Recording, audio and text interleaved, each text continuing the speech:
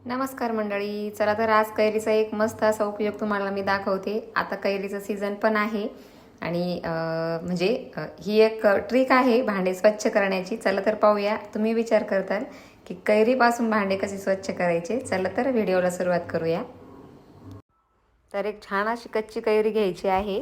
तर आणि आपण या कच्च्या कैरीनी तांब्याची भांडे घासणार आहोत आणि मस्त अशी किसून घ्यायची आणि अशा प्रकारे जसं की व्हिडिओमध्ये दाखवले त्या प्रकारे आपल्याला कैरीचा रस असा गाळून घ्यायचा आहे, जेणेकरून आपल्याला एक भांडे स्वच्छ करायला जास्त मदत होईल, काम पटकन होईल।